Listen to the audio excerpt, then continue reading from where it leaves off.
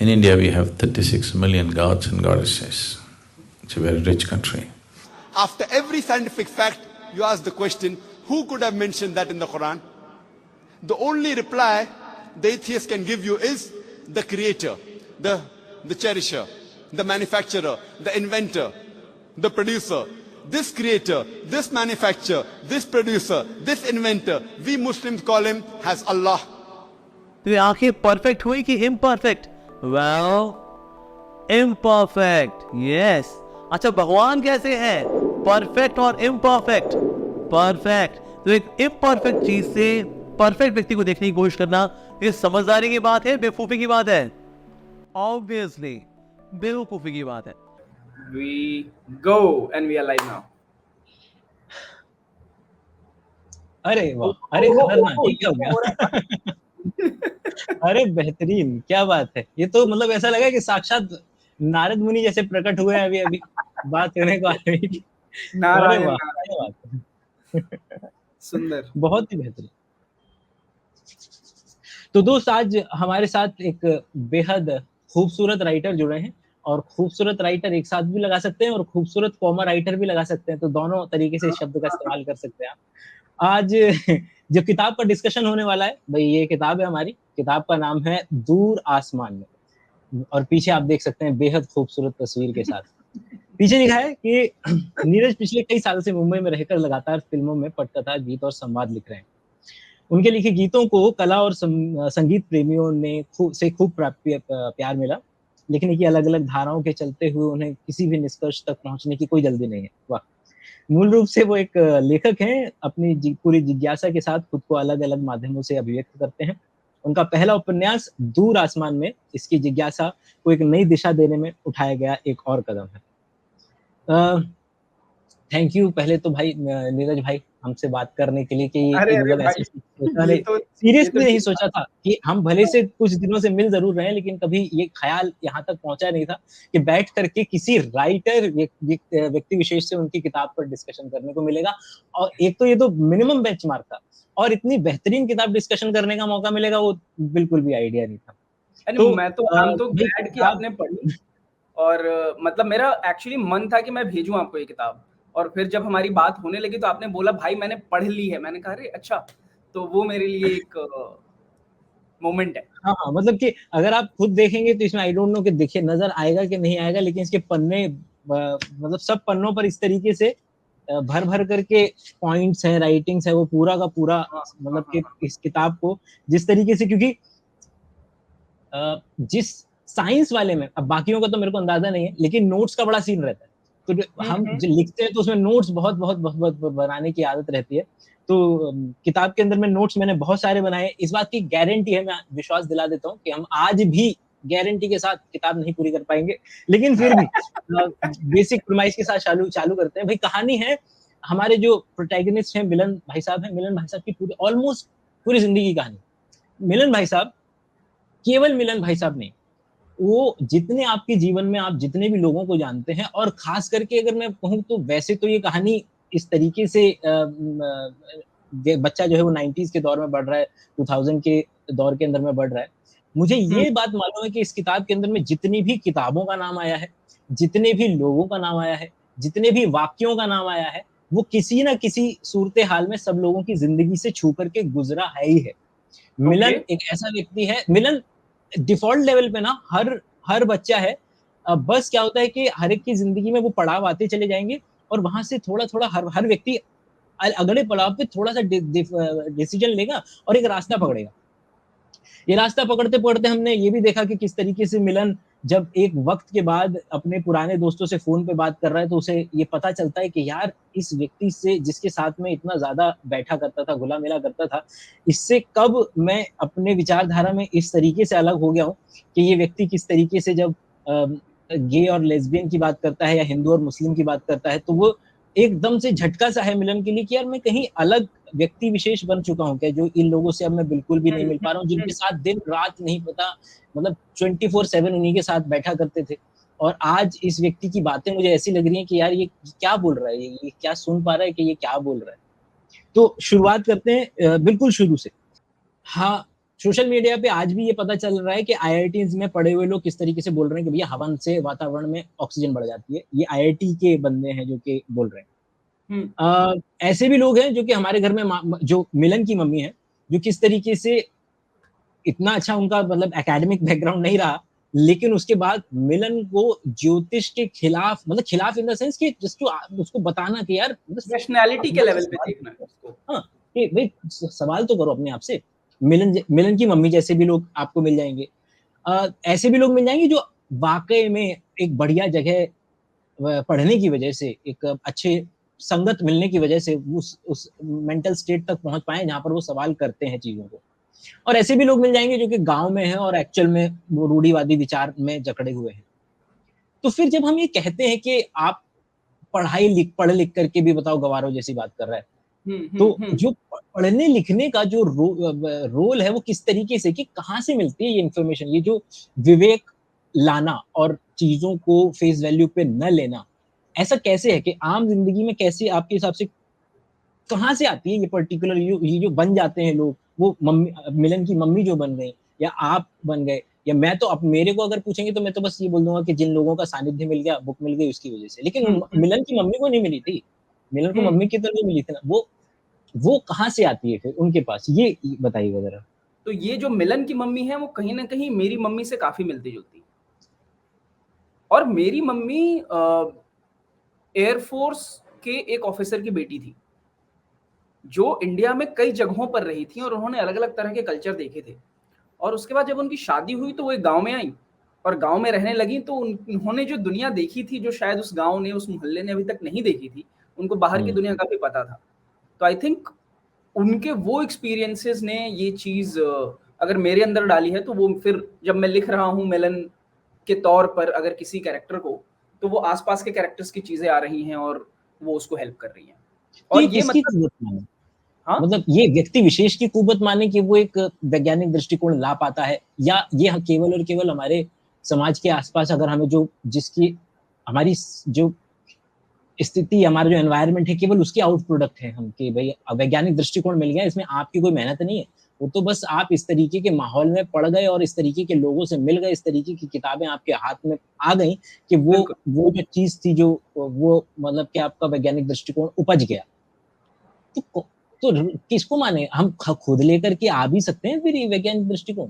मुझे लगता है कि वैज्ञानिक दृष्टिकोण एक आउटकम है, वैज्ञानिक दृष्टिकोण वो चीज नहीं है, स्पेशली इन दिस कॉन्टेक्स्ट। अगर आप देखेंगे इंट्रोडक्शन में भी अगर है किताब के कि वो जिज्ञासा से निकली हुई एक यात्रा पर है मिलन।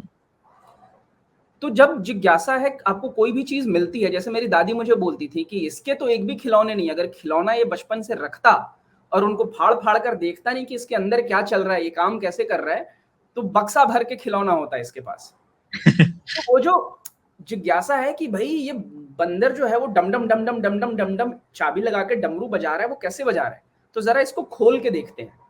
तो मुझे लगता है कि जब वही चीजें आप अप्लाई करते हो लाइफ में भी कि यार अच्छा इस इंसान ने ये बोला है, पापा ने बोला है, झूठ नहीं बोलना है, लेकिन जब उनको कोई मिलने आता है और उनका मन नहीं है तो पापा ही बोल रहे हैं कि बोल दो घर पे नहीं है, तो वहीं डाइसेक्ट हो जाती हैं चीजें।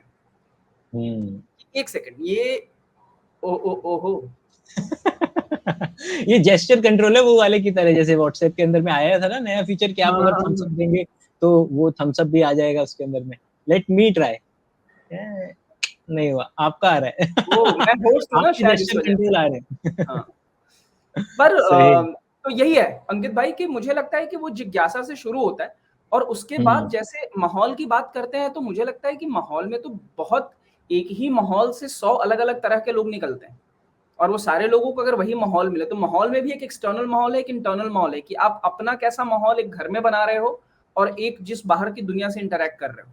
तो मुझे लगता है कि मिलन की लाइफ में वो जिज्ञासा वाला जो क्वेश्चन है वो थोड़ा ज्यादा रहा है, उसकी वजह से वो साइंटिफिक हो पाया है, इस वजह से नहीं कि वो साइंटिफिक था इसलिए उसके अंदर जिज्ञासा थी।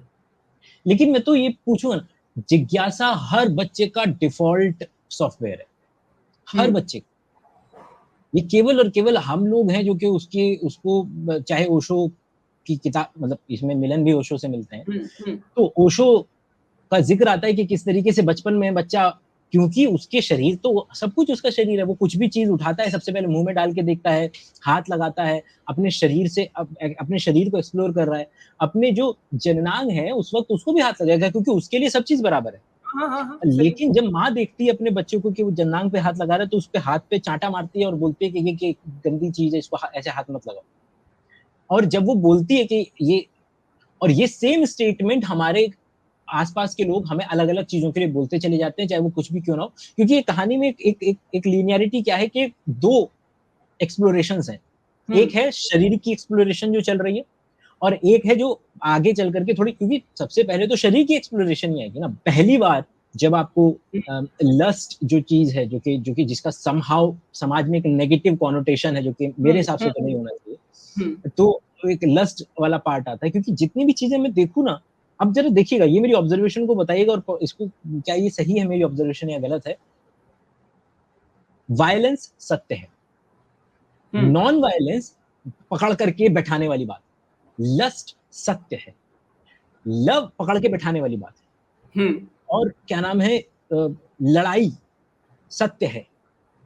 बैठ करके किसी से न लड़ना मतलब कि ये कल्टीवेटेड चीज है। जिन भी चीजों को हमने as a human species morality के दायरे में जब बंद करने की कोशिश की, तो मेरी ऑब्जर्वेशन ये कहती है यार जिस भी चीज पे नेगेटिव कॉनोटेशन लगाया हुआ है वो सारी चीजें मतलब पैदाइशी हैं। किसी भी बच्चे को खाना खिलाना और सेक्स, किसी भी जानवर को सेक्स सिखाना नहीं पड़ता है, सही बात है, लेकिन रोका जाना ये सब हमारे उसकी परवरिश के दायरे के अंदर में हम लेकर के आते हैं कि जो भी हमारे डिफॉल्ट सॉफ्टवेयर है हमारा, उस डिफॉल्ट सॉफ्टवेयर पे रोकथाम लगाना कि नहीं लड़कियों से नहीं मिलना है, लड़कियों से इस तरीके से नहीं सोचना है, अब इस तरीके से आपका अगर किसी भी व्यक्ति के मतलब, तो ये जो पैदाइशी वाली चीजें हैं, लस्ट, सेक्स करने की क्षमता कर, मेरे को देखने को ये मिल रहा है इस किताब के जरिए, जो मेरे को स्टिमुलेशन मिला बहुत ज्यादा, ये पढ़ते पढ़ते मुझे ये ऑब्जर्वेशन आई कि यार जो भी चीज डिफॉल्ट सॉफ्टवेयर मेरे में है उन सब पे ये समाज ने रोकने की कोशिश की, उस सब पे इसने एक वो लाइन लगाने की कोशिश की, चाहे वो धर्म के जरिए, चाहे वो मोरालिटी के सब उसके जरिए, हर बार वो उसके ऊपर एक लेयर लगाने की कोशिश कर रहा है, नहीं नहीं नहीं ये नहीं करना। तो सेक्सुअलिटी का तो वो बहुत है ना कि मतलब अगर आपको किसी को कंट्रोल करना हो, धर्मों के भी क्रिटिसिज्म में ये बात बोली जाती है कि they want to control your sexuality so that eventually they can control you. इसीलिए इतना सारा एम्फेसिस ऑन ब्रह्मचारी रहो, ये अलग रखो, वो अलग रखो, लड़के अलग रहेंगे, लड़कियां अलग रहेंगे, औरतें अलग रहेंगी। तो वो कंट्रोल करने का एक तरीका तो है ही है धर्म के कॉन्टेक्स्ट में अगर हम बात करें तो। ओशो की ही किताब है और उसमें I think he is talking about lust only, और वो बोल रहे हैं कि यहाँ पे हम ये बंद कर दो, वो बंद कर दो, इसको घूंघट में रखो, इसको पर्दे में रखो। ऐसे कल्चर हैं जहाँ पे औरतें पूरी तरह से ढकी हुई हैं और जब वो मार्केट में निकलती हैं उनका बस अंगूठा देख के आदमी लोगों के मन में वो काम भावना जग रही है कि सिर्फ अंगूठा दिख रहा है और काम भावना जग रही कि अच्छा ये अंगूठा ऐसा है तो बाकी चीजें वो इमेजिन कर रहे हैं। जिस चीज को जितना सप्रेस करोगे वो उतनी खुलेगी और वो उसके और वो आई थिंक मेरे साथ भी वही हुआ। और मिलन कहीं ना कहीं एक है अंश है मेरा मिलन में। 70% मैं बोलूंगा कि वो मेरी एक एक्सपीरियंशियल रियलिटी पे बेस्ड तो है। बहुत एक्सोटिक सी बात है। मुझे हम लोग क्रिकेट खेलने जाते थे शाम को, तो जिस रास्ते से जाते थे पीछे हवाई अड्डे की जमीन थी, वहां पे क्रिकेट होता था। कभी कभी हेलीकॉप्टर आते थे तो शत्रुघ्न सिन्हा साहब या लालू प्रसाद यादव ये सब लोग आते थे, उतरते थे वहां पे, तो सब लोग जाते थे देखने। वहां पे शाम को क्रिकेट होती थी। अब जिन रास्तों से हम जाते थे वहां पे बहुत घरों के बाहर जो उनके बागीचे थे उसमें कई सारे स्नेक प्लांट्स थे अलग अलग तरह के। तो अब हमें बताया गया कि उसको तोड़ने पर दूध निकलता है और वो दूध को अगर ऐसे चख लो तो आप अंधे हो जाओगे। तो एक दिन मैं सोचा कि मैंने कहा यार लोग बोलते तो हैं कि इसको खा लेने से अंधे हो जाते हैं, अगर इसको मैं चाट लूं तो अंधा हो जाऊंगा। तो मैंने कहा ट्राई करके देखना तो एक बार बनता है कि अगर मैं उठाकर, मैंने कहा ज्यादा से ज्यादा क्या होगा कि नहीं होगा और एक होगा कि हाँ अंधा हो जाऊंगा, तो हो जाऊंगा, एक बार करते हैं। तो मैंने हल्का से ऐसे निकाला और अब मैं वेट कर रहा हूँ, मैं वहां से जा भी नहीं रहा हूँ। मैंने 5-7 सेकंड वेट किया होगा, नहीं ठीक तो है। तो मेरे लिए था कि यार ये तो गलत है यार, मतलब ये तो लोग गलत बोलते हैं। तो वो of course I think quantity अगर ज्यादा ले लो, उसकी पी जाओ तो शायद अंधा हो जाए आदमी। लेकिन वो एक रहा कि यार इसको ट्राई करके देखते हैं, इसको टेस्ट करके देखते हैं ना एक बार। तो ये और ऐसे वाले और मिथ्स है ना कि उत्तर दिशा की तरफ सर करके मत सो, ये मत हाँ करो। तो मुझे कई जगहों पे नाउ आई एम अभी बात करते मुझे रियलाइज हो रहा है कि बहुत जगहों पे रोका गया है कि ये इस दिन मत करो, नाखून ये मत काटो। तो मैं हाँ सिंपली पूछता था कि क्यों मत करो, और उसका जो जवाब होता था वो जवाब होता नहीं था किसी के पास। तो आई थिंक वो फिर एक यात्रा आगे आगे आगे आगे बढ़ती गई। अच्छा, किताब में एक और कैरेक्टर है और उनका नाम है इरशाद भाई। कि इरशाद भाई एक्चुअली राइटर हैं, इस्लाम से बिलोंग करते हैं, नो डाउट। अगर मैं क्योंकि कहानी में बह रहा हूँ तो कहानी के मुताबिक ये पर्टिकुलर बात पूछ रहा हूँ मैं आपसे। बिल्कुल। कहानी में वो दिल्ली से आए हुए उस लड़के को जो कि फैशन डिजाइनिंग का काम करता है उसको बोलते हैं अरे वो वैसा सा है थोड़ा सा। जो उनका ये कहने का जब ये तरीका है, ये व्यक्ति कि आखिर ऐसे कैसे है, क्योंकि मेरा लॉजिक नॉर्मली मैं ये सोचता हूँ कि यार जब किसी व्यक्ति का शोषण हो, कम से कम उसको जो इस पर्टिकुलर आइडिया के खिलाफ अवेयरनेस आएगी कि यार शोषण एक गलत चीज है, क्योंकि मेरा हो रहा है, मेरे को पता चला कि जबकि मेरा लॉजिक ये कहता है कि यार जब जो व्यक्ति प्रताड़ित हुआ है उसको जो शोषण है उसके प्रति इतनी मतलब कि जानकारी और अवेयरनेस आनी चाहिए कि वो शायद मेक श्योर करे कि यार अगला व्यक्ति प्रताड़ित ना हो। जबकि इन तीनों केसेस के अंदर में मेरे को ये देखने को मिल रहा है कि जहां पर व्यक्ति जो हो रहा है उसके साथ वो उसको कैरी फॉरवर्ड कर रहा है। इसी कहानी में एक कैरेक्टर है मिलन के दादाजी का। मिलन देखता है कि जब बुआ की शादी हो रही थी तो ये तो दुखी थे कि इतने पैसे दहेज में देने पड़ रहे हैं। यार बिल्कुल बिल्कुल। पर अब जब चाचा की शादी हो रही है तो बोल रहे हैं अब तो मैं दहेज लूंगा क्योंकि मैंने दिया था। तो इसका अगर एक्सप्लेनेशन मुझे अब रेट्रोस्पेक्टिव अगर रीजनिंग में करूं, कैरेक्टर जो है हमेशा कॉन्ट्रास्ट में एग्जिस्ट करता है। तो अगर मैं इस रिकॉर्डिंग में या इस बात पे जब हम बात कर रहे हैं मैं ऐसे ही बात करूं, क्या मैं ऐसी पूरी जिंदगी बात करता हूं? नहीं करता हूं। क्या मैं इरिटेटेड होता हूं? क्या मुझे गुस्सा आता है? क्या मैं गाली देता हूं? मैं देता हूं। तो ये जब इस आदमी को उठाकर उस गाली देने वाले आदमी के साथ आप रखेंगे तो आपको समझ में आएगा एक रेंज ऑफ कैरेक्टर। अब हम आते हैं इरशाद भाई पर। इरशाद भाई जब अमोल के ऊपर कमेंट करते हैं कि ये तो लेने देने वाले लोग हैं या थोड़ा वैसा वाला है, तो वहां पे वो कैरेक्टर मुसलमान नहीं है, वहां पे वो स्ट्रेट आदमी है इन दैट कॉन्टेक्स्ट। और यहाँ पे एक स्ट्रेट आदमी एक होमोसेक्सुअल आदमी के बारे में बात कर रहा है। तो ये है, मुझे तो ये लगता है कि और वो पीपल कंटेन मल्टीट्यूड्स। जो ये जो लाइन अमित वर्मा के शोज में इतनी बार सुनी है मैंने, बिल्कुल सही है कि हम बिल्कुल बिल्कुल। तो वो कॉन्ट्रास्ट है और वही उसको रियल भी बनाता है। अगर एक आदमी मिले आपसे और रोज सुबह मिले, शाम को मिले, जब भी मिले अच्छी अच्छी बातें ही सिर्फ करे, तो आपको लगेगा ना यार कुछ छुपा रहा है, कुछ है, देयर इज समथिंग दैट अरे और मैं कई बार ऐसे लोगों से मिला हूं जो हमेशा सिर्फ अच्छी बातें करते हैं, और but there is something about them like यार तू मुझे ये बताना, जैसे कवियों के बारे में है ना कि कवि तो जनाब है हमेशा, नहीं है, तू घर पे कैसे बात करता है वो बता मुझे।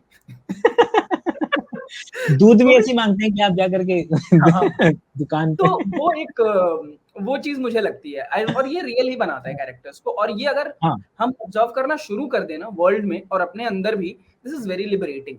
I can be this person as well and I can be this other person as well. वाह। अच्छा, ये एक वो वाला वासेपुर में भी था मोनिश बहिल का डायलॉग कि भाई एक लड़का और लड़की कभी दोस्त नहीं हो सकते। ये पूरे इंडिया का तो नहीं पता, लेकिन काउ बेल्ट में ये इतनी बड़ी सच्चाई है कि लड़का और लड़की या तो भाई बहन के कैटेगरी में आप उसको डालेंगे या तो फिर आपका वो डाला जाएगा सैया वाली, भैया या सैया, ये जो टिपिकल फ्रेज फेमस है कि इस पर्टिकुलर कैटेगरी में जाएगा। ये पर्टिकुलर जब लाइफ की द्वंद्व चल रहा है और ये हर व्यक्ति ने इस पर्टिकुलर चीज को फेस किया ही होगा कि यार क्या किया जाए। यहाँ तक कि इस किताब में तो एक कदम आगे भी हमने ऑब्जर्व किया कि किस तरीके से जो दोस्त है, मतलब कि अमित, मिलन और जो अपनी जो दूर की बहन है उनके साथ अट्रैक्शन जो है वो फील करते हैं। तो पहली बात, क्लास में जब मुझे एडवेंचरस बनने का मन था तो 3 दिन कन्विंस करने के बाद चौथे दिन जाकर मैंने एक लड़की से किताब मांगी कि ये वाली किताब है क्या तुम्हारे पास? पहली अपनी वाली फाड़ी थी, नहीं फाड़ी थी? ये फाड़ देते हैं। तो लड़कों को जब लड़कियों से बात करना होता था, अगर और एक्सप्रेस करने का कोई और तरीका नहीं है, आई लव यू बोलना is the thing, I love you. ये क्या स्टार्टर है? ये दिस इज द स्टार्टर। तो मेरी क्लास में मुझे याद है केमिस्ट्री की किताब में 10 का नोट डालकर उस पर आई लव यू लिखकर लड़कों ने किताबें दी हैं लड़कियों को। अब अगर लड़की को समझ में आ जाए तो सही, ठीक है, तो फिर फोन पे बात होने लगेगी, कभी कभी हफ्ते में 2 दिन। अगर उसको नहीं समझ में आता है तो वो बोल सकता है कि वो तो नोट पे लिखा हुआ था, वो तो ऐसे ही किसी ने लिखा होगा। आप देख रहे हो, even to approach, even to talk to someone हमने कितनी चीजें बनाई हैं। एक मेरे दोस्त थे, उनसे मैं बात कर रहा था, मैं भभुआ एक जगह है बिहार में, मैं वहां पे काफी टाइम बचपन का स्कूलिंग वगैरह मेरी वहां से हुई, और मैं खड़ा होकर मैं देख रहा हूँ और मैं बोल रहा हूँ कि यार कभी ऐसा, और ये 9वीं क्लास की बात है, 9वीं क्लास में हूं मैं, कि कभी आज से 50 साल बाद हम लोग जब बूढ़े हो जाएंगे और हम अपने बच्चों को जब ये बता रहे होंगे कि यार हम एक ऐसे शहर में रहते थे जहां पर लड़के लड़कियों से बात ही नहीं कर सकते, लड़के सड़क पे चल रहे हैं, लड़कियां अलग चल रही हैं। और उसी शहर में जब मैं 5-7 साल बाद वापस गया तो मुझे मेरे दूसरे दोस्तों ने जो वहां थे वो बता रहे हैं, अरे अब तो माहौल बहुत खराब है, सब चलते चलते लेटर दे देता है सब। अच्छा। और मैं बिल्कुल बस हल्की सी पॉइंट ले रहा हूँ कि महानगरों में मैंने ये जितना भी मुझे दोस्तों या आप जैसे लोगों के जरिए जो बात पता चली, दिल्ली फिर भी इस मामले में एक कदम पिछड़ा हुआ है एज कम्पेयर टू मुंबई या फिर बैंगलोर, जहां पर कंपैरेटिवली इसकी संभावनाएं जो है वो ज्यादा पनपती हैं। दिल्ली में अभी भी वो जजमेंट, वो इस तरीके का जो माहौल है वो है, और शायद उसी का कॉन्सिक्वेंस है ये, मतलब जितने भी हम देखते हैं कैपिटल, हम रेप कैपिटल जब बोलते हैं तो वो कॉन्सिक्वेंस है उस पर्टिकुलर आइडिया का शायद। क्योंकि अगर आपको याद हो तो जावेद अख्तर ने जब ये वाली जो, अगर निर्भया वाली जो डॉक्यूमेंट्री जब इंडिया में मना कर दिया गया था वो करने से, क्या नाम, इंडियाज डॉटर, हाँ, जो बिल्कुल जो एयर करने से जब मना किया गया था, और जी पर सुधीर चौधरी भी वगैरह बोल रहे थे कि हम इन्हें क्यों बोलने दें, हम तो ये तो अपने बोलने का जो हक है वो खो चुके हैं। और उस वक्त जावेद अख्तर ने पार्लियामेंट में मतलब कि वहां पे खड़ा होकर के ये बात कही थी कि भाई कि जरा इस पर्टिकुलर लाइन पे जरा नजर डालें। उस डॉक्यूमेंट्री में वो व्यक्ति बोल रहा है कि वो व्यक्ति, वो औरत, वो फीमेल इस तरीके के कपड़े पहनकर इतनी रात को इस तरीके से अकेले और इस तरीके के माहौल में घूम रही थी, तो इस तरीके का काम होना संभावना उसकी थी। ये व्यक्ति वो बोल रहा है जिसको सजाए मौत सुनाई जा चुकी है, जिस व्यक्ति ने ये काम खुद किया है, जिसने पूरे इंडिया को हिला करके रख दिया था साइकोलॉजिकल लेवल पे। अब जरा इस बात को उठाइए और देखिए कि आपके घरों के अंदर में जितने भी लोग एंटी हैं, इस आइडिया से थोड़े से एंटी रखते हैं कि ऑपोजिट जेंडर को मिलना नहीं चाहिए, बात नहीं करनी चाहिए, तो आपको पता चलेगा कि भाई वो लोग भी बिल्कुल आइडेंटिकल दलील दे रहे हैं। वो लोग भी यही बोल रहे हैं कि लड़कियों को इस तरीके से कपड़े जो है वो इस तरीके से नहीं पहनने चाहिए, रात को जो है इस तरीके से नहीं घूमना चाहिए, इस तरीके से, मतलब कि you are asking for it, और ये तरीके का जो शब्दों का इस्तेमाल किया जाता है, थोड़े से साउथ तक चले जाएंगे तो देखिए कि आप सब में छुपा एक रेपिस्ट बैठा है। तो क्योंकि वो व्यक्ति जो मैंने वो देखा ना तो मुझे शॉक नहीं लगा, क्योंकि ये दलील तो मैं बचपन से सुन रहा था अपने आसपास ना, अपने घरों में, मतलब आसपास क्या, मैं क्यों बचूं ये कहने से कि मैंने अपने घरों में भी ये बातें सुनी है। और वो मतलब जब अथॉरिटी आई, थोड़ी जब नौकरी करने लगे और जब लोग बात सुनने लगे, तो सबसे पहले इसी चीज को एड्रेस किया कि नहीं भाई एक सेकंड, हमारे यहाँ वो चलता था कि जरूरत ही क्या थी जाने की। हाँ, अरे बाबा, वो आसाराम बापू ने कहा, अरे भाई वो जब कर्म हो रहा था तो उस वक्त अगर बच्ची भैया बोल देती तो सबसे, समझ रहे हैं आप कि किस, ये स्टेटमेंट है बाकायदे की, मतलब रिकॉर्डेड स्टेटमेंट है कि अगर वो उस वक्त पे भैया बोल देती तो हम बोल रहे हैं कि वो व्यक्ति तभी छोड़ देता। अरे वो वही है ना, वो लॉर्ड के भाई बहन वाले चैप्टर पे ही आ जाता है ये जो कॉन्वर्सेशन है जो किताब में देखा क्या गोला हुआ। वाह, अच्छा, ये बीच में फिलर क्वेश्चन है ये, हाँ, ये नाम कैसे फाइनलाइज किया मिलन? क्योंकि अगर जब मैंने आनंद मूवी देखी थी, लिम्फोसर्कोमा ऑफ द इंटेस्टाइन, तो आनंद मूवी उन चुनिंदा मूवी आनंद, स्पर्श, ये 2 मूवीज ऐसी हैं जिनका मेरे मतलब कि साइकी पे बड़ा तगड़ा प्रभाव रहा। और वो आनंद नाम मुझे इतना अच्छा लगा कि मेरे में कभी कुछ लिखा नहीं, कोई मेरे को अभी शायद भावी भविष्य में कोई वो नहीं, संभावना नहीं, लेकिन उसके बावजूद मेरे ज़हन में ये वो है कि मेरे प्रोटैगनिस्ट का नाम मैं आनंद रखूँगा। कि तो मेरे दिमाग में आया कि लोग जब अपने प्रोटैगनिस्ट का नाम चुनते हैं या चुना होगा तो वो कहानी क्या है? तो मिलन के नाम को चूज़ करने की कहानी क्या है? तो इसका नाम कुछ और था, मतलब मिलन नहीं था। जब मैं लिख रहा था फर्स्ट ड्राफ्ट में मिलन तो नहीं था। मैं आपको भेज दूंगा जो भी नाम था। अच्छा। लेकिन लिखते हुए ना मुझे समझ में आया कि ये शायद उस कैरेक्टर की कहानी नहीं है जिसका नाम है। नाम is not sitting well with this story. और उस टाइम तक एक बाकी मेरे जो और काम है, जो फिल्मों का काम है, और उसमें जब मैं अपनी स्क्रिप्ट लिखने की कोशिश करता हूँ तो मैं कोशिश करता हूँ कि कैरेक्टर का नाम उसकी नीड से थोड़ा मिलता जुलता हो। जैसे एक जो चीज मैं अभी डेवलप कर रहा हूँ उसमें भी कैरेक्टर एक अपनी यात्रा पे है, खोज पे है। बहुत सारी चीजें वो बचपन में जाकर ठीक करता है और समझने की कोशिश करता है। तो मुझे ना उसकी जर्नी बहुत बुद्ध वाली जर्नी लगी, तो मैंने कहा इसका नाम गौतम रख देते हैं। फिर गौतम मुझे थोड़ा ढीला नाम लगा, मैंने कहा नहीं यार गौतम, सिद्धार्थ भी सही नहीं लगा। मैंने कहा Siddharth sounds like a wannabe name. फिर मैंने कहा ओके ठीक है, गूगल करते हैं बुद्धा को और क्या बोलते थे। तो बुद्धा का एक नाम है कश्यप, और ये नाम मुझे बहुत सही लगा, तो उस कैरेक्टर का नाम मैंने कश्यप रखा हुआ है। मिलन का ये है कि इसका सिंपल जवाब ये है कि मिलन कुंद्रा जो राइटर है, मुझे उनकी राइटिंग बहुत पसंद है। और ये सेकंड ड्राफ्ट इसका करते हुए मैं उनकी राइटिंग पढ़ रहा था और मुझे लगा कि I was able to see some elements of my own thinking process in his writing. तो मैंने कहा ये एक ट्रिब्यूट हो जाएगा उनको, और उनका नाम मैंने मिलन वहां से उठा के यहाँ पे डाल दिया। और समहाउ ये कनेक्ट भी होते हैं क्योंकि भगवान से मिलना चाहता है ना ये बच्चा भी, तो इन अ वे वो भी जस्टिफाई होता है कि उसकी जो नीड है और उसका नाम उस तरह से रहे। किताब में एक चैप्टर है सूतल मरण एक समान जी, और इस पर्टिकुलर चैप्टर को पढ़ते वक्त ये जो नाम है अपने आप में एक कहानी है कार्ल सेगन वाली, कि बहुत फेमस है ये पर्टिकुलर आइडिया कि 2 दोस्त हैं बात कर रहे हैं आपस में। तो एक दोस्त ने बोला कि मेरे घर में ना ड्रैगन है, एक छोटा मस्त एकदम, तू घर चल तेरे को दिखाता हूं। तो वो घर पे दिख तो ना है नहीं, तो क्या नाम है, तो बोले कि अरे नहीं वो इनविजिबल है ना इसलिए नहीं नजर आ रहा। बोला ठीक है कोई बात नहीं, इनविजिबल है तो जमीन पे हम पाउडर डाल देते हैं, चलेगा तो उसके पाँव की छाप आ जाएगी, हमको पता चल जाएगा। तो उसने बोला कि नहीं वो जमीन पे नहीं चलता है, वो थोड़ा सा हवा पे फ्लोट करता है इस तरीके से। तो बात दर बात पे चलती गई और उस तरीके से सामने से इस तरीके से उसके बहाने आते चले गए कि भाई इसलिए नहीं। तो फिर आखिरी में एक लाइन निकली कि यार कि अगर मैं उसको किसी भी मैं उसको सुन नहीं सकता, देख नहीं सकता, किसी भी तरीके से उसके एविडेंस को, उसके एग्जिस्टेंस के एविडेंस पे ला नहीं सकता, तो क्या वो उसका एग्जिस्ट करना और ना एग्जिस्ट करना बराबर नहीं है? जो व्यक्ति सो रहा है और सोने के बाद इतनी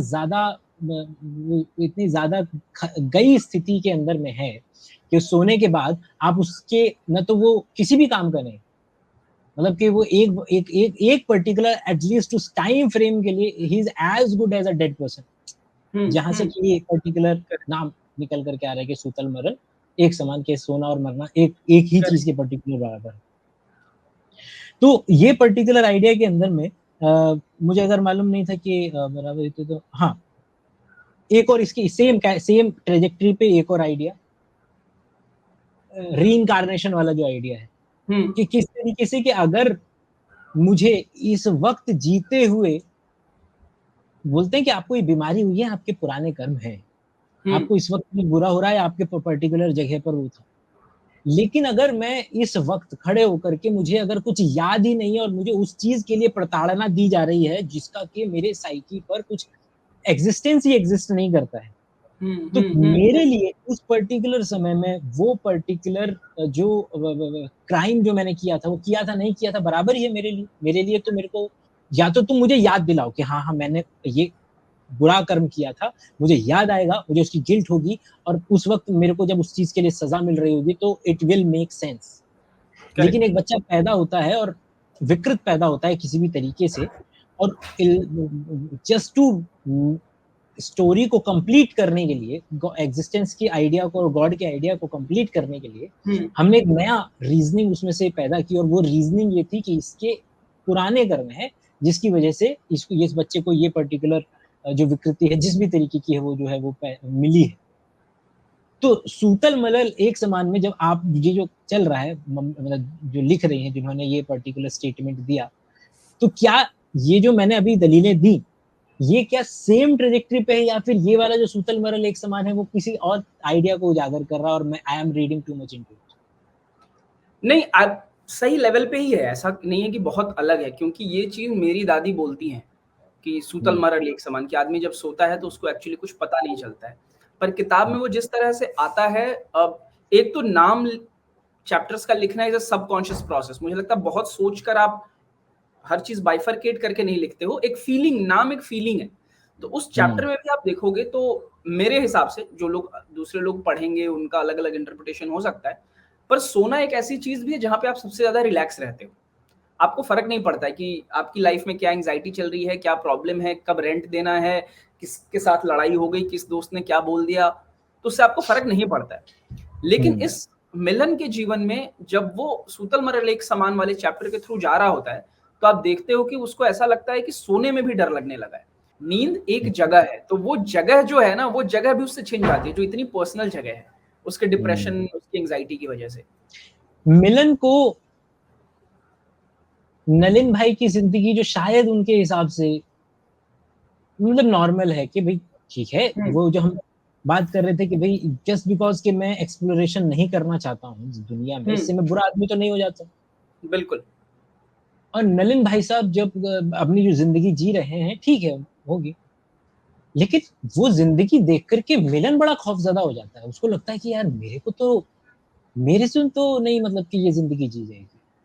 मिलन इतना, मतलब कि एक पर्टिकुलर लाइफ देख करके उसको इतना खौफजदा होने की क्या जरूरत है? मिलन हमेशा से क्वेस्ट पे रहा है, सवाल पूछता रहा है, जहां रहा है वहां से बाउंड्रीज पुश करके और आगे जाने की कोशिश करता रहा है, पूरी कहानी में, थॉट के लेवल पे भी और चीजों के लेवल पे, कि यार यहाँ से वहां जाना है, वहां से वहां जाना है, वहां से वहां जाना है। वो बैठता भी है तो इमेजिन करता है कि यार अलग अलग जगहों की अलग अलग मिट्टी के अलग अलग रंग होंगे क्या, जैसे मैप पे दिखते हैं। और जब उसको स्कूल में बुली किया जाता है, और जब उसके पास सिर्फ 2 ही दोस्त होते हैं और बाकी के दोस्त उसकी किताबें होती हैं, जो यात्राओं में उसको किताबें मिली हैं, चीजें मिली हैं, वो बचपन में कवि सम्मेलनों में जाता है, तो उसके अंदर का जो आर्टिस्ट है वो आवाज लगा रहा है कि भाई अगर मैं ये करता रह गया तो फिर मैं आर्टिस्ट नहीं बन पाऊंगा। और एक टाइम पे वो नलिन जी को इस नजर से देखता है कि यार ये क्या सही आर्टिस्ट है, ये 14 साल से यहाँ काम कर रहे हैं और इतनी बड़ी कंपनी में क्या बढ़िया आर्टिस्ट होंगे। लेकिन जैसे ही वो उस आइडिया को क्वेश्चन करता है और देखता है उनके लाइफ, कहता है एक सेकंड, नहीं, ये जो मैं सोच रहा था, मेरे दिमाग में जो दो आइडिया ऑफ आर्टिस्ट वो है, वो ये आदमी फुलफिल नहीं कर रहा है। तो in order to become who I want to become, I have to leave the place where I am right now. मतलब तो मेरे को नहीं मालूम कि आपने नलिन भाई को क्या, लेकिन जब मैं पढ़ रहा था ना, तो इतना ज्यादा मुझे लंच बॉक्स याद आई, और उसके अंदर में इरफान खान की जो लाइफ रही पूरी जिंदगी, कि किस तरीके से वो एक, मतलब उनके हिसाब से ठीक है नॉर्मल थी, मतलब कि उनका कोई कंप्लेंट नहीं था, लेकिन जब एक थर्ड पर्सन अपनी ही प्री कंसीव्ड नोशन के साथ उस पर्टिकुलर लाइफ को देखता है, तो वो हल्की सी फीलिंग मुझे वहां नजर आई कि यार ये व्यक्ति वहीं लंच बॉक्स, मतलब कि जो जहां से टिफिन आता है वहां से ही वो डेली शाम को एक पॉलिथीन में सब्जी आती है, और उस हर शाम को वो व्यक्ति उसी पर्टिकुलर पॉलिथीन से निकालता है, बाहर उसमें जाता है, एक अपनी बालकनी में एक सिगरेट लेता है, और वो तो बस जब मैं ये मिलन तो नहीं मुझे नवाज की तरह लगा, लेकिन नलिन जो है वो मुझे बहुत, वो जो पर्सनैलिटी है उनकी लंच बॉक्स वाले इरफान भाई की तरह। इंटरेस्टिंग, ऐसे नहीं सोचा मैंने, और अब मैं सोच रहा हूँ तो शायद एक है, मतलब रिजेम्बलेंस, हाँ, मतलब कह सकते हैं कि वो कैरेक्टर वैसा है। और यहाँ पे भी मैं एक चीज क्लैरिफाई करूँ कि नलिन की लाइफ को मिलन जज नहीं करता है, वो अपनी लाइफ को जज करता है कि एक सेकंड, क्या मैं कंफर्टेबल हो सकता हूँ इस तरह से। और कहीं ना कहीं मुझे ये भी लग रहा है कि बहुत बढ़िया, हैप्पी बर्थडे। ये अच्छा है, बीच-बीच में होता रहता है।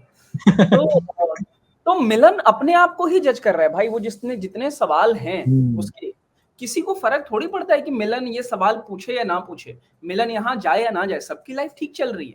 नलिन की लाइफ भी चल ही रही होगी और बाकी के जो कैरेक्टर्स हैं, मधुलता भी अपनी लाइफ में कुछ कर ही रही होगी, नंदिनी भी कर ही रही होगी। अमित की लाइफ और गोपाल की लाइफ भी ठीक चल रही होगी। ये तो मिलन है जो परेशान है। उसको लगता है कि यार ये भी जरा पता करके देखते हैं, ये भी पता करके देखते हैं, और फिर जब वो पता करने के लिए जब एक्सट्रीम पे जाता है, जो मैं स्पॉइलर नहीं दूंगा, लेकिन जब लोग अगर पढ़ेंगे तो उनको समझ में आएगा, तो उसको वो और परेशान हो जाता है कि एक सेकंड ये क्या हुआ भाई, तो ये उसका है, उसकी बहुत पर्सनल चीज है वो कि मिलन बस किसी भी पर्टिकुलर खतरनाक से खतरनाक काम से, मतलब वो कभी कभी हल्की सी इनटू द वाइल्ड वाली सी फीलिंग आती है कि इसको बस अगर गलती से कभी किसी ने इज्जतदार रीजन दे दिया तो ये भाग जाएगा। उसको पहले चैप्टर में मिलता है, वो मास्टर साहब बोलते हैं ना कि भाई भाग जाना, तुम घर में बता के मत भागना, मोक्ष ऐसे नहीं मिलेगा। मास्टर जी को भगा दिए फिर। तो मास्टर जी भगा दिए जाते हैं। ये सही है, हाँ, आई थिंक काफी हद तक सही पकड़ा है आपने इसको। तो यही चल रहा था, तो इतना ये थे, मतलब कि मैंने अलग से निकालने की कोशिश की थी आज कि मैं एक एक पन्ना तो नहीं उठाऊंगा, लेकिन मैं पहले वो उठा लेता हूँ कि जिनको जल्दी जल्दी में लेकर के बात कर। तो इतना थे मेरे सवाल। अब आपके हवाले। अब आपका रहा पॉडकास्ट, अब आपको जैसे लेना है उसको ले लीजिए। नहीं तो मुझे तो ये बहुत मतलब मैं आपके जब वीडियोस भी मैंने देखे थे ना, तब से ही मैं बात करना चाह रहा था, और मेरे दिमाग में चल रहा था यार कि इस आदमी को मुझे भेजनी है किताब, मैं देखना चाहता हूँ कि आप कैसे देखते हो। और स्कूल में इतना साइंस वाइंस बहुत समझ में आई नहीं, अब लाइफ में जब समझ में आ रही है, जब इंटरेस्टिंग तरीके से चीजें, तो मुझे लगता है और एक्सप्लोर किया जा सकता है। सो आई एम ग्लैड कि ये किताब एक रास्ता बनी, और ये मेरे लिए बहुत ऐसा हो गया कि अभी तो मैंने शुरू किया ही था इस बारे में बात करना, हम और बात कर सकते हैं इस बारे में, मतलब डिटेल में मुझे आपके इंटरप्रिटेशंस जानने, क्योंकि सिर्फ जवाब देना बड़ा थोड़ा बोरिंग भी है, क्योंकि एक तो आप पहले किताब लिखो, फिर उसको पब्लिश कराओ, जस्टिफाई करते भी घूमते रहो फिर। और फिर उसके बाद उसको एक्सप्लेन भी करो। तो ये इरफान साहब वाला मुझे इंटरेस्टिंग लगा। मुझे ये जानना है आपसे, आपको मधुलता का कैरेक्टर कैसा लगा? ये मैं सबसे ही पूछता हूँ एक्चुअली, जिन्होंने पढ़ा है, और क्या लगता है कि वो कैरेक्टर किस तरफ जा रही है, कहाँ से आई है? मतलब मेरे दिमाग में ना उनकी तस्वीर पता नहीं क्यों, अब सबका अपना अपना इंटरप्रिटेशन होगा, जाहिर सी बात है, सबका सही हुआ तो फायदा ही क्या सब्जेक्टिविटी का। तो जो औरतें वो जो आजकल पॉडकास्ट पर आती हैं, टैरो कार्ड रीडर टाइप, जो कि क्या नाम है, देखती हैं, हाथ देखती हैं, और उस पर्टिकुलर टाइप की उसमें वैल्यू उसमें जा रहा था मेरे हिसाब से। लेकिन उसके साथ साथ वो ओपननेस, ये मैं जरूर पॉइंट आउट करना चाहूंगा कि इस तरीके से किसी रैंडम व्यक्ति को उठा पाना, उससे बात कर पाना, उसको वो अपॉर्चुनिटी भी दे पाना, क्योंकि एक तरीके से मिलन को वो अपॉर्चुनिटी वहीं से मिली है। बिल्कुल, मिलन को कहीं और से नहीं मिली है ये अपॉर्चुनिटी। और ये अगर देखें तो ऐसे लोगों का होना बड़ा जरूरी है माशरे में, क्योंकि अगर ये लोग नहीं होंगे तो इस तरीके का बावली हरकत नहीं करते, क्योंकि सब लोग अपने अपने अगर कुकून बना लेंगे तो इस तरीके की हरकतें कौन करेगा कि लाओ भैया जरा एक महफिल सजाई जाए, एक महफिल बनाई जाए, अच्छा तुम आ जाना, बात कर लेंगे, ये वाली बात पे देख लेंगे, वो कर लेंगे। तो इस लिहाज से इस तरीके का कैरेक्टर है कि ओपन है उस पर्टिकुलर लिहाज से, लोगों से बात करने के लिए, पकड़ने के लिए। लेकिन ठीक है, अपनी जिंदगी का बैगेज, अपने जो इतिहास, जो अपनी कंडीशनिंग का बैगेज तो हर बंदा ढो रहा है। वो तो मैं अपनी कंडीशनिंग का बैगेज ढो रहा हूँ, इसलिए मेरे को थोड़ा सा जो मधु मैडम है वो थोड़ा सा इस तरीके से इस पर्टिकुलर डायरेक्शन में जाती हुई दिखी। लेकिन ये वाला हिस्सा उनका जो बिल्कुल शुरुआत वाला है, भैया आ जाना और बात करेंगे, थोड़ा बैठेंगे कॉफी पे, अच्छा तुम यार बढ़िया काम है, वो फला बंदा है उससे बात कर लेना, मैंने उससे बात कर लिया, तुम फला दिन पे जाकर के उससे मिल लेना और वो तुमको बता देगा क्या करना। मतलब चलते फिरते बिना किसी एक्सपेक्टेशन के लोगों के शायद करियर बन जा रहे हैं उनको उनके आसपास में, इस तरीके की पैदा हो रही है। और तो ये मेरे उस मतलब मधु का मैडम का इस तरीके का थोड़ा सा हो रहा। सुंदर। दूर आसमान पढ़ते हुए, दूर आसमान में लाइफ का कोई स्पेसिफिक इवेंट ऐसा लगा आपको कि यार जिसमें मुझे मिलन दिख रहा है कि ये तो मेरे साथ भी हुआ है, या इस टाइप का एक मोटा मोटा कुछ हुआ है मेरे साथ? ऑलमोस्ट एवरीथिंग, मतलब कि आप ये समझें कि इसमें जैसे लिखा है मैंने कि ओशो को जब पहली बार मतलब कि जब मिलन को जब पहली बार ओशो मिले तो क्या हुआ कि मैंने अपनी बड़ी मम्मी को बताया कि मैं ऐसे ओशो की किताब है कोई और ओशो को पढ़ रहा हूँ, तो मैंने इसमें लिखा भी, तो उन्होंने पढ़ा, उन्होंने भी था, लेकिन उनके दिमाग में वो नेगेटिव कॉनोटेशन है। वही वाली बात जो क्या क्या फनी लाइन लिखी है कि लोगों को लगता है कि वो किताब का नाम क्या नाम है, समाधि से संभोग तक नहीं, संभोग से समाधि तक नहीं है, किताब का नाम लोगों को लगता है कि संभोग से समाधि से संभोग समाधि तक से है, संभोग जो तक है। एक्चुअल में लोग हाँ, तो क्या नाम है, तो मेरी बड़ी मम्मी एकदम से ऑफेंड हो गई, क्या पढ़ रहा है? तो उनकी आंखों में वो उन्होंने उतना, भले से वो टीचर है, उनको पता था कि भैया पढ़ना है तो भैया जो चीज पढ़ने से तो कोई व्यक्ति किसको क्या ही रोकेगा, लेकिन उनके न बोलते भी मैंने उनकी आंखों में देख लिया ये बात कि यार ये पकड़ हर एक चीज, मतलब कि मैं ये, मेरे को क्या पता कि बाकी लोगों के साथ जुड़ा नहीं जुड़ा, मेरे को तो इतना ज्यादा इस किताब के अंदर में इतनी सारी सिमिलैरिटीज मिली, जितनी किताबें आई वो किताबें मेरी लाइफ में भी आ गई। मेरे रेकी इंसिडेंट हो के मेरी एक दोस्त थी, वो किस तरीके से मेरी मुझसे बोला मैं रेकी सीख रही हूँ, ऐसे मैं कहा करो, तो मैं लेट गया, उसने पूरा मेरा रेकी किया और मेरे को इंटरप्रेट अच्छा। किया, एरो कार्ड वाले भी मिले हैं। तो वो सारे जितने भी सीक्रेट बुक हो, मॉन्क सोल्ड हिज फरारी हो, नीचे क्या नाम है, ऐसे ऐसे लोग हों जो कि शुरुआत में लगा था ये तो बड़े भगत टाइप आइटम है, लेकिन जैसे ही उनकी सच्चाई खुली तो नाना जी निकले, और मतलब ऑलमोस्ट एवरीथिंग मुझे लगा कि मतलब इसके अंदर में मैं तो ये बोलना तो मतलब मेरे को लगता है कि किताब की तौहीन हो जाएगी कि इसमें से कुछ मिला क्या जो कि मिलता जुलता था, मतलब हर एक चीज से मिलता जुलता किस्सा मेरे पास है इस किताब के अंदर में, जो भी रास्ता मिलन का रहा, मेरे को लगता है कोई भी व्यक्ति जिसकी जर्नी रही होगी ना, जिसकी एक्चुअल में जर्नी रही होगी सवालों से मतलब 1 to 1 होने की, उसकी जर्नी सेम ही रहेगी। किताबों के नाम बदल सकते हैं, कैरेक्टरों के नाम बदल सकते हैं, लेकिन सेंट्रल कोर आइडिया कभी नहीं बदल सकता कि वो जिज्ञासु है, पूछता है, जवाब नहीं मिलता है, फिर भी जाकर के कहीं ट्राई करता है कि उसको इसका जवाब मिलेगा कि नहीं मिलेगा। वो जो सेंट्रलिटी है, मुझे लगता है कि हर उस व्यक्ति की लाइफ में चल रहा है, जो मिलन की जर्नी फॉलो हो ही रही है हर तो व्यक्ति की जिंदगी में। क्या आपके हिसाब से मिलन को जवाब मिलता है?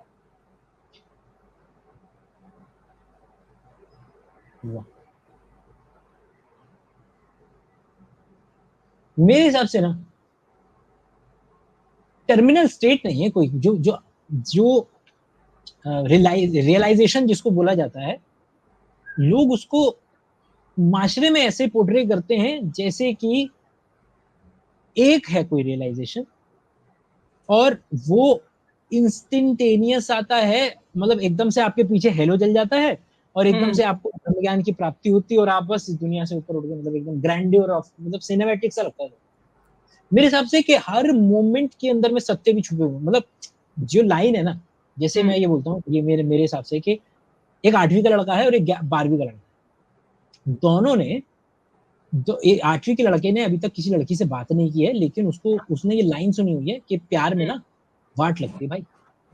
और एक है 12वीं का लड़का जो 11वीं में प्यार में पड़ चुका है और मतलब कि उसने लड़की के भाई से मार भी खा ली है, दोस्तों के साथ लड़ाई भी हो गई है, घर पे रो भी लिए हैं, लड़की के साथ घूम भी लिए हैं, और उसके बाद वो एक स्टेटमेंट पे पहुंचा है कि भाई प्यार में वाट लगती है। ये दोनों के दोनों बच्चे सेम स्टेटमेंट बोल रहे हैं। आप इनके मुंह से निकले हुए वचनों से बता ही नहीं पाएंगे कि एक बंदा एक्चुअल में रियलाइज्ड बीइंग है और एक व्यक्ति केवल और केवल एक स्टेटमेंट दे रहा है। वो शब्द हैं केवल और केवल, जब मुंह से निकलेंगे आपको पता ही नहीं, लेकिन जब व्यक्ति के शरीर में बैठ के देखेंगे ना, तो 8वीं वाला बच्चा जो है वो केवल सुनी हुई बात बोल रहा है, लाइन बोल रहा है, लेकिन जो 12वीं क्लास का लड़का है वो रियलाइज्ड स्टेटमेंट दे रहा है।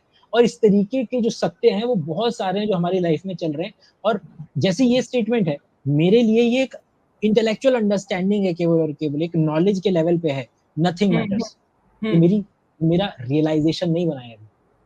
और ऐसे व्यक्ति हैं इस दुनिया के अंदर में जिनके लिए ये जो लाइन है नथिंग मैटर्स, उनका रियलाइजेशन बन चुका है। तो आप केवल और केवल उनके मुंह से निकले हुए वचनों से पता ही नहीं लगा सकते कि ये रियलाइज्ड बीइंग से आ रहा है कि ये खाली इंटेलेक्चुअल अंडरस्टैंडिंग से आ रहा है।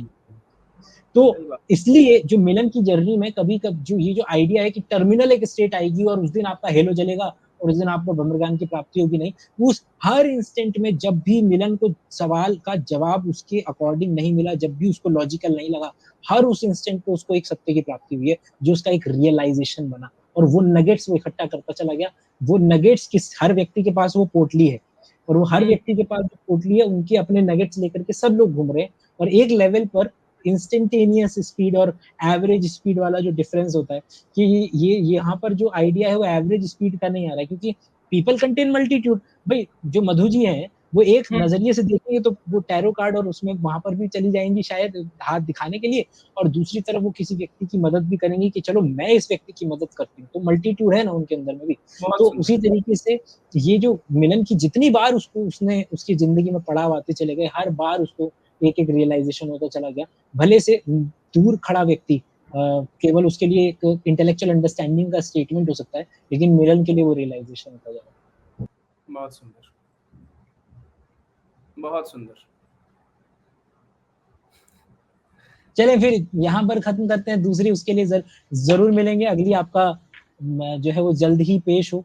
आपके जो और बंडल ऑफ वर्क हैं उनके ऊपर भी मतलब कि मैं सोचा था कि एक बार मिलेंगे, क्योंकि केवल this is only one altitude और यू आल्सो कंटेन मल्टीट्यूड। तो जो दूसरे बंडल ऑफ वर्क है मैं एक्चुअली चाहूंगा कि उससे ज्यादा मैं चाहूंगा, वो तो कर लेंगे अगर आपका मन है तो हम प्लीज उस पे मतलब I would love to talk about certain things. लेकिन जो मैं दूसरी किताब लिख रहा हूँ मैं उस पे और मतलब प्रोसेस में मैं चाहूंगा कि हमारा डिस्कशन हो और उसको अगर हम डॉक्यूमेंट कर पाए किसी तरह से। बढ़िया रहा ये कि भाई मौका दिया करने के लिए। ये मतलब हमारी वैसे बात होती रहती है, पर मैं रियली चाहता था कि इस बारे में आपसे बात हो और हम रिकॉर्ड कर सकें। ठीक है, ध्यान रखिए।